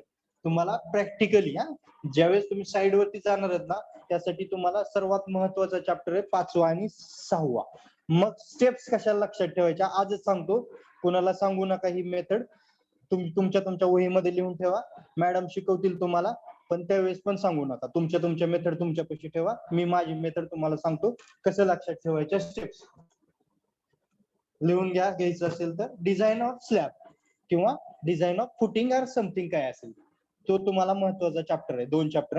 का तर आपल्याला साईट वरती काम करायचंय, मुलांसाठी अतिशय महत्वाचं आहे. मुली काही साईट वरती जात नसतात, काही आहेत पुण्यामध्ये इंजिनियर्स बरेचसे आहेत, मग त्या आर्किटेक्ट वगैरे मुली आहेत ज्या की मोठ्या मोठ्या साईट वरती येतात. मग त्या म्हणजे काय तर प्लॅन वगैरे काढणे अशा गोष्टी करू शकतात. साईट वरती कसं असतं, थोडस क्रिटिकल काम असतं. का 8 तास 10 तास 12 तास साईट वरती खूप वेळ थांबावा लागतो, त्यामुळं साईट वरती शक्यतो मुलांसाठी हे होईल. पण आपल्याला नॉलेज हे सगळीकडलं असलं पाहिजे. जर आपल्याला नॉलेज सगळ्या गोष्टीतलं असेल तर उद्या तुम्हाला पुढचा व्यक्ती जो आहे तो तुम्हाला वेड्यात काढणार नाही. ओके, त्यासाठी पुढच्या व्यक्तीला आपल्याला रेट जो आहे तो कट करता आला पाहिजे. म्हणजे त्यानं जर आपल्याला रेट मध्ये कमी जास्त करायचं असेल तर तुम्हाला सगळ्या गोष्टी माहित असणं गरजेचं आहे. त्यासाठी तुम्हाला डिझाईन ऑफ स्लॅब करत असताना मग आता तुम्हाला LY/LX त्या तर सगळ्या गोष्टी माहित आहेत. LY/LX ratio is less than 2, then 1 way slab, बरोबर का 2 वे स्लॅब? 2 वे स्लॅब. आणि LY/LX ratio is greater than 2, that is 1 way slab. हा पोर्शन माहिती आहे तुम्हाला. मग मी 1 वे म्हणजे काय, 2 वे म्हणजे काय ते पण सांगितलेलं आहे. 2 वे मध्ये शक्यतो दोन्ही डायरेक्शनला स्टील जे असतं ते सेम असतं आणि 1 वे मध्ये फक्त शॉर्टर डायरेक्शनला स्टील जे असतं ते मोठं असतं आणि याला जे आहे ते लॉंगर डायरेक्शनला छोटं असतं. आता यामध्ये स्टेप्स, डिझाईन ऑफ स्लॅब करत असताना स्टेप्स जे आहेत तर फक्त एवढंच लक्षात ठेवा, मी जो वर्ड सांगतोय तो del b CAD SFD, del b CAD SFD लिहून घ्यायचं असेल तर लिहून घेऊ शकता. डेल DEL एक वर्ड लिहा डेल, त्याच्या पुढती लिहा बी, ओके, आणि त्याच्या पुढती लिहा CAD CAD, del b CAD SFD.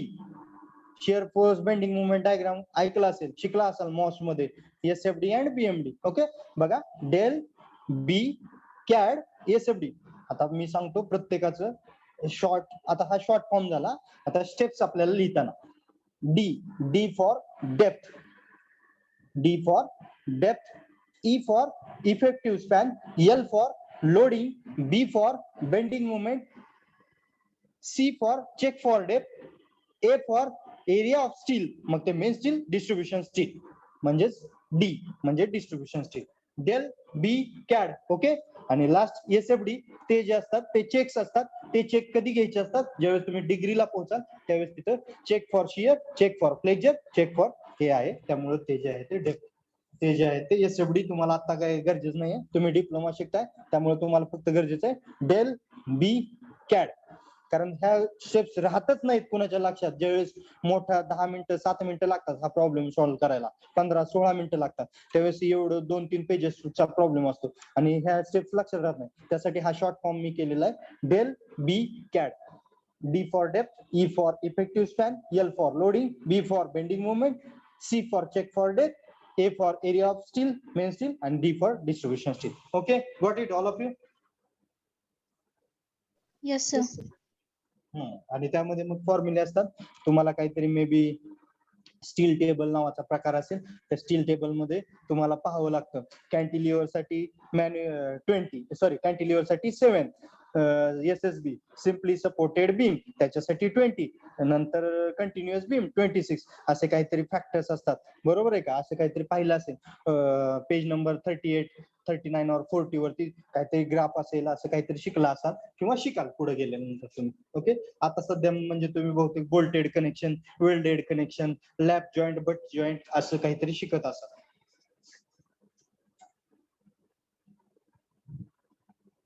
ठीक आहे, नेक्स्ट तुम्ही काय आणखीन आता कोणतं आपला WRE झाला, इन्व्हायरमेंटल झाला, EAC झालेलाच आहे, DSR झाला, आणखीन एक कोणतं राहतंय ट्रॅफिक इंजिनिअरिंग, बरोबर का?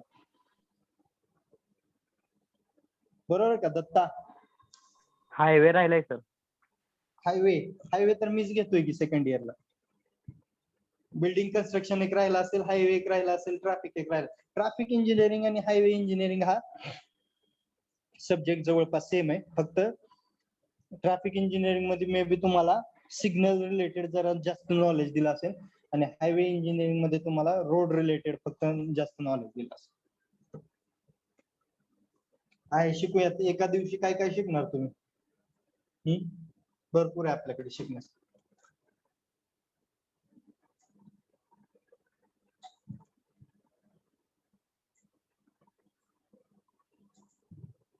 कोण सांगू शकते मला CBR नाव ऐकलं? CBR? Yes sir, California bearing ratio.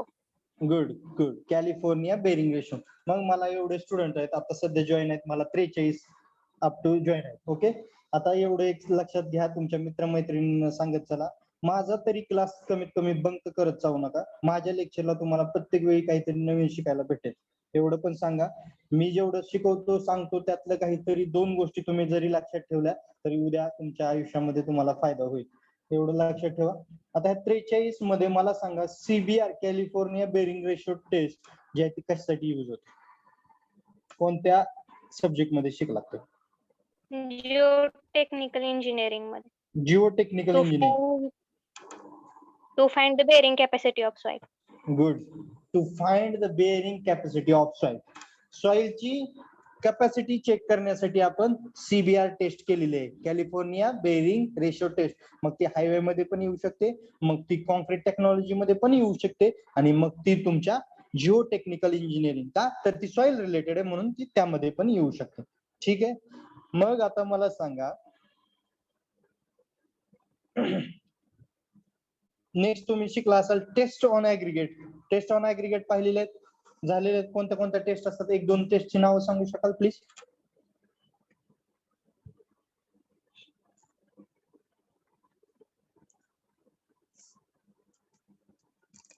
Taste on aggregate. Bore होतंय का माझं लेक्चर? स्टँडर्ड हा बोला. बोर होत असेल तर सांगा, आपण थांबूया.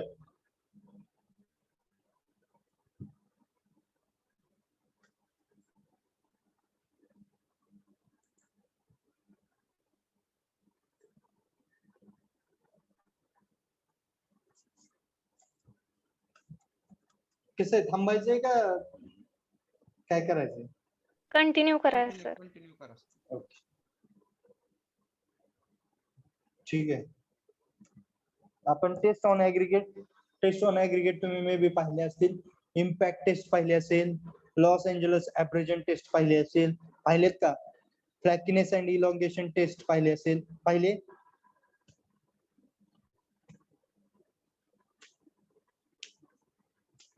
मला सांगा फ्लॅकिनेस आणि इलॉंगेशन म्हणजे काय? कोण सांगू शकेल? कॉन्क्रीट टेक्नॉलॉजी हायवे इंजिनिअरिंग मध्ये शिकला असेल मे बी, आणि जिओटेक मध्ये पण शिकला असेल मे बी, किंवा BC.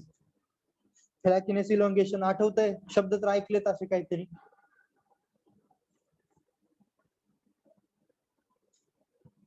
नाही दत्ता? ऐकले सर पण काय आठवण. फ्लॅकिनेस म्हणजे काय तर तुम्ही जी ऍग्रीगेट, आता ऍग्रीगेट वरचं टेस्ट आहे म्हणजे ऑब्विसली ऍग्रीगेट रिलेटेड काहीतरी बोलतोय मी. फ्लॅकिनेस म्हणजे थिकनेस, तुमच्या ऍग्रीगेटची थिकनेस किती आहे ती चेक करण्यासाठी एक स्टीलची जाळी टाइप मध्ये तुम्हाला ही होती, एक इन्स्ट्रुमेंट होतं, त्यामधून आपण ऍग्रीगेट पास करून बघत होतो किती MM ची हे ऍग्रीगेट आहे. मग त्यामधून पास झाली तर ही सीव म्हणजे चाळणी वगैरे पाहिली असेल, जिओटेक असेल किंवा हायवे असेल किंवा कॉन्क्रीट असेल त्यामध्ये. आणि इलॉंगेशन म्हणजे काय तर तुमच्या त्या ऍग्रीगेटची लांबी. जास्त कमी थिकनेस असेल ऍग्रीगेटची तर तशी थिकनेसची ऍग्रीगेट चालत नाही साईटवर, आणि जास्त इलॉंगेशन असेल म्हणजे जास्त मोठी असेल तर तशी पण ऍग्रीगेट साईटवरती चालत नाही. का तर ती जी आहे ती बाइंडिंग जी आहे ती व्यवस्थित करू शकत नाही कॉन्क्रीट मध्ये.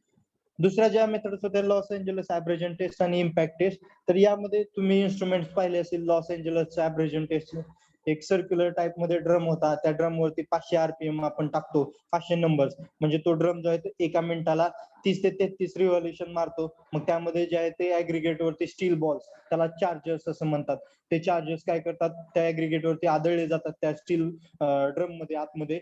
मग त्यामुळं त्या 500 ह्याच्यामध्ये रोटेशन मध्ये त्या ऍग्रीगेट वरती इम्पॅक्ट झाल्यानंतर किंवा त्या ऍग्रीगेटची क्रशिंग झाल्यानंतर त्याचा जो आहे तो लॉस एंजलस ऍब्रेजन टेस्ट जी आहे, एक्झामला असं विचारतात कॉम्पिटिटिव्ह एक्झामला, Los Angeles abrasion test is used for aggregate dash dash.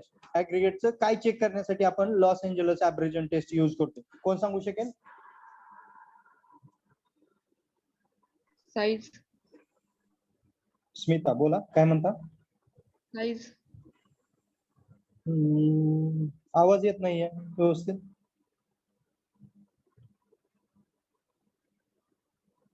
कुणाला माहितीये ऍब्रेजन टेस्ट द्वारे? हार्डनेस. गुड. हार्डनेस किंवा विअर टियर. तर ते कसं लक्षात ठेवायचं? ऍब्रेजनचा ए बी ऍव्हरेज ना, बघा एक्झामला येतं आणि अशाच गोष्टी कन्फ्युजन करतात. कॉम्पिटेटिव्ह एक्झाम साठी तुमच्याकडे ट्रिक असणं गरजेचं आहे. प्रत्येक गोष्टीला काहीतरी ट्रिक बसवायची. आता जसं मी तुम्हाला डेल बी कॅड सांगितलं डिझाईन ऑफ स्लॅबच्या स्टेप्स पाठ करण्यासाठी, तर तसंच इथं ट्रिक द्यायची. ए बी म्हणजे ऍव्हरेज, म्हणजेच ए बी म्हणजेच आबा. ओके, ए बी म्हणजेच आबा, ऍव्हरेजन आबा, ए बी आबा. ओके, आणि कशासाठी युज होते तर हार्डनेस साठी. बरोबर, हे लक्षात ठेवायचं आपल्याला. आणि त्याचं नाव काय आहे ऍक्च्युली त्या टेस्टचं, तर loss Angeles abrasion taste. Actually ही टेस्ट जी आहे ती लॉस एंजल्स या शहरामध्ये पहिल्यांदा इन्व्हेंट झाली, म्हणून तिचं नाव पडलंय Los Angeles abrasion test on aggregate. Okay, तर मग ती कशी लक्षात ठेवणार तुम्ही. ए बी म्हणजेच आबा. आबांचा विषय लय हार्ड आहे, आबांचा विषय लय हार्ड आहे, कारण आबा लॉस एंजल्सला जाऊन येतात. लॉस एंजल्स नावाचं शहर आहे, म्हणजेच आपण एक तयार केलं. स्वतः असं काही तयार करू शकता प्रत्येक जण. आपल्याला पाठ करायचं नाहीये, कोणतीच गोष्ट पाठ करायची नाहीये. आणि जर मगअप करत असाल तर काही गोष्टी 20% 25% मगअप केल्या तरच लक्षात तेवढ्याच राहू शकतात, ज्या की गोष्टी त्याला आपण ट्रिक बसू शकत नाही. पण बाकीच्या 70% गोष्टी ह्या ट्रिक वरती असतात आणि तुमच्या अनालिसिस वरती असतात. म्हणजे तुमच्या आता जे सध्या मी जसं बोलतोय ना तुम्हाला, म्हणजे काही जणांना जोकिंग वाटेल किंवा काही वाटेल.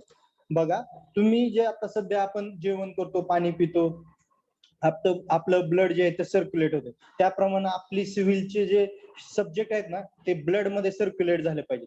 म्हणजे प्रत्येक गोष्ट जी आहे ती भिनली पाहिजे आतमध्ये, आपल्या मेंदूमध्ये, ब्रेन मध्ये असं प्रेशर आलं पाहिजे की कोणतीही गोष्ट कधीही विचारली ना तरी तुम्हाला त्याचं युनिट असेल, त्याची गोष्ट असेल, त्याचं काही असेल तर तुम्हाला ते with the help of trick तुम्हाला त्याचं आन्सर जे आहे ते सांगता आलं पाहिजे. म्हणून इथं मी ट्रिक काय वापरली माझी, आबांचा विषय लय हार्ड आहे, कारण आबा लॉस एंजल्सला जाऊन येतात. लॉस एंजल्स ऍव्हरेजन टेस्ट, आबांचा विषय लय हार्ड आहे, म्हणजेच abrasion test is used for hardness.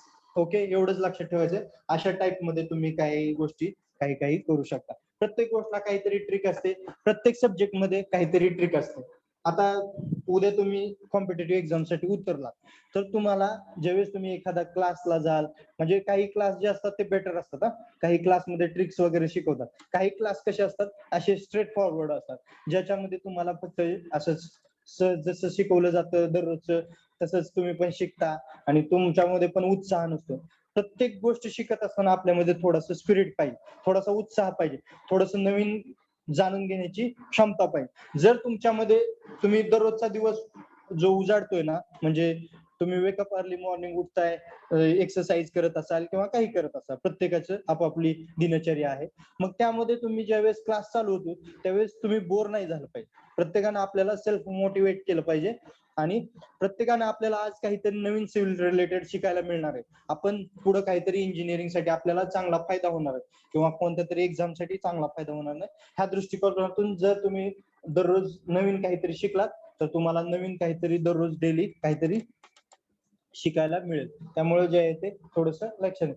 आता तुम्हाला ज्यावेळेस कॉम्पिटेटिव्ह एक्झाम द्यायचे त्यावेळेस तुम्हाला मराठी ग्रामर असेल, जीएस असेल, जीके असेल, इंग्लिश ग्रामर असेल, ऍप्टिट्यूड असते, अशा गोष्टी पण तुम्हाला लक्षात ठेवाव्या लागतात.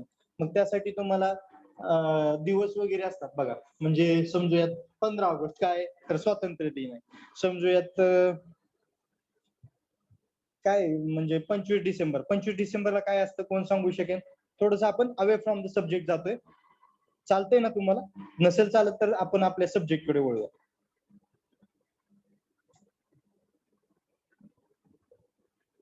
दत्ता, क्रिसमस.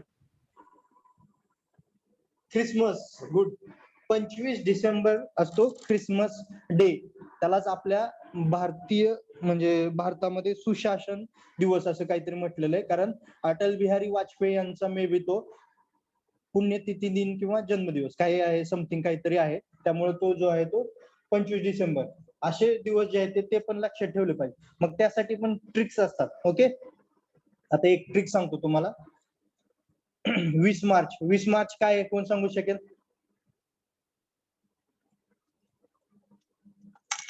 20 मार्च जागतिक चिमणी दिवस आहे.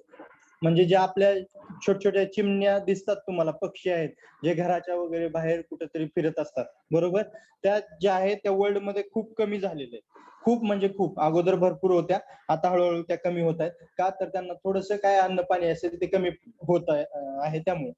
मग वर्ल्ड हेल्थ ऑर्गनायझेशन काय 20 मार्च हा दिवस जागतिक चिमणी दिवस म्हणून घोषित केला. मग 21 मार्चला काय आहे, 22 मार्चला काय आहे, 23 मार्चला काय आहे, हे कसं लक्षात ठेवणार? काहीतरी आहे. 20 ला पण आहे, 21 मार्चला पण आहे, 22 मार्चला पण आहे, 23 ला पण आहे. बघा पहिलं काय आहे, पहिला जो आहे तो 20 मार्च जागतिक चिमणी दिवस. ओके. 21 मार्च जागतिक वन दिन. नेक्स्ट आहे 22 मार्च मे बी जलदिन आहे, पाणी दिवस असेल काहीतरी, मी आठवतोय प्रत्येक गोष्ट. आणि 23 मार्च मे बी असेल हवामान असेल आहे का, असं काहीतरी असेल. ठीक आहे. तर ह्याची ट्रिक काय, ह्याची ट्रिक काय वापरायची, 20 तारखेला चिमणी आली, वनात फिरली, पाणी पिली आणि हवामानाचा अंदाज घेऊन निघून गेली. बघा 20 तारखेला चिमणी आली, वनात फिरली, पाणी पिली आणि हवामानाचा अंदाज घेऊन निघून गेली. 20 मार्च जागतिक चिमणी दिवस. 21 मार्च वनात फिरली म्हणजे जागतिक वन दिन. 22 मार्च वॉटर दिन म्हणजेच पाणी दिन असेल किंवा जलदिन म्हणजेच पाणी पिली 22 मार्च. आणि 23 तारखेला ती काय केलं, तिनं हवामानाचा अंदाज घेतला म्हणजे 23 मार्च हवामान दिन. असा काहीतरी ट्रिक्स वापरत चला, काहीतरी गोष्टी करत चला, म्हणजे तुम्ही जे आहे ते पुढे आयुष्यात काहीतरी करा. ठीक आहे. अशा गोष्टी करायच्या असतात म्हणजे जे आहे ते प्रत्येक गोष्ट जी आहे ती इझी होत असते. म्हणजे तुम्हाला काही जास्त पाठांतर वगैरे करायची गरज नाही. असं प्रत्येक गोष्टीला काहीतरी वेगळ्या दृष्टिकोनातून बघत चला, तर तुम्हाला काहीतरी नवीन काहीतरी सापडेल. प्रत्येक गोष्ट प्रत्येक सब्जेक्ट मध्ये अतिशय इंटरेस्टिंग आहे, शिकण्यासारखं वगैरे खूप आहे. तुम्ही हुशार आहात माझ्यापेक्षा, अशा गोष्टी तुम्ही करत असाल. ठीक आहे. आज आपण मग इथं थांबूयात. काय दुसरं कोणाला काही अडचण, पण माझ्या सब्जेक्ट मी एवढं व्यवस्थित शिकवण्याचा प्रयत्न करत असेल, प्रयत्न म्हणतो मी म्हणत नाही मी सगळ्यांपेक्षा असं चांगलं शिकवत असेल किंवा काय, मला माहित नाही. पण मी प्रयत्न जो करतोय त्या प्रयत्नाला यश भेटावं, 100% रिझल्ट लागला पाहिजे आणि सर्वांना चांगले मार्क्स मिळाले पाहिजे. प्लस चांगले मार्क्स मिळत असताना तुम्हाला त्या सब्जेक्टचं नॉलेज हे पूर्णपणे आलं पाहिजे, प्लस अदर सब्जेक्टचं पण आलं पाहिजे. फक्त मार्क्स आपल्याला पाडायचे नाहीये, आपल्याला ऍक्युरेट इंजिनियर म्हणून बाहेर पडायचे. म्हणून लक्ष देऊन ऐकत चला. परंतु ज्या गोष्टी आहेत, आता मी ज्यावेळेस एवढे क्वेश्चन विचारले तुम्हाला, तर त्यातले उत्तर खूप जणांनी कमी दिली. म्हणजे तुम्ही अभ्यास करत नाही. 3 चॅप्टर झाले, 46 मार्क्सचा सिलेबस झाला, आपल्याला 70 पैकी पाडायचे फक्त 28. म्हणजे ऑलरेडी माझं 46 मार्क्सचं जर शिकून झालं असेल तर इथंच पासिंग झालेलं आहे. जर तुम्ही अभ्यास करत नसाल तर अभ्यासाला लागा, थोडस सिरियस व्हा. सिरियस व्हायचं म्हणजे काय, सिरियस होण्याची गरज नसते. इंजिनिअरिंग लाईफ, डिप्लोमा लाईफ थोडीशी तुम्ही एन्जॉय पण